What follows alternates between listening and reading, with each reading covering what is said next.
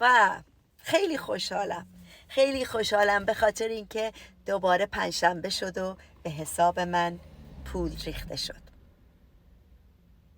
این کمپانی خوبیش اینه که هر پنجشنبه به پنجشنبه فکرشو بکن 4 بار در ماه، بعضی موقع 5 ماه در ماه به حساب شما پول میریزن.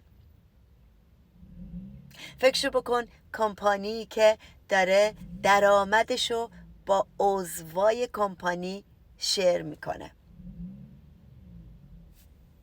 عالیه.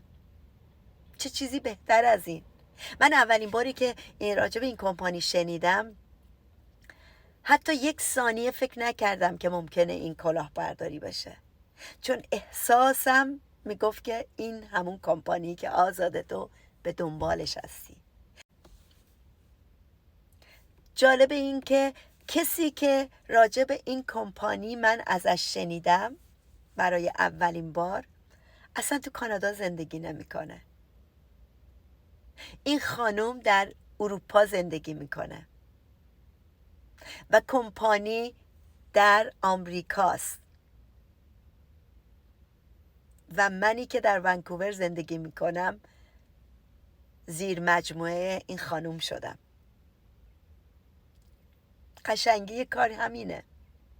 شما میتونین تو هر کشوری که هستین میتونین عضو بشین تو این کمپانی، فقط با $10 $10 در ماه و 1 بار برای همیشه $49.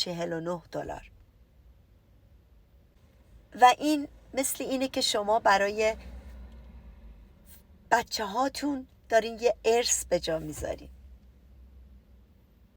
کمپانی که فقط شاید 20 دقیقه از وقت شما در روز گرفته بشه. کمپانی که شما در روز 33 سنت دارین اینوست میکنین. همین. عالیه. این موقعیت رو از دست ندین.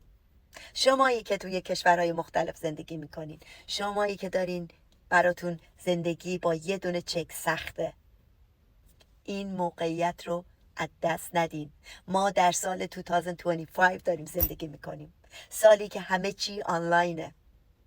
اسمتون رو بنویسین و زندگیتون رو با تصمیم درستتون تغییر بدین. ممنون. برای من کلمه 10 رو بفرستین. هر کجای دنیا هستین خوشحال میشم که براتون اینفورمیشن بفرستم.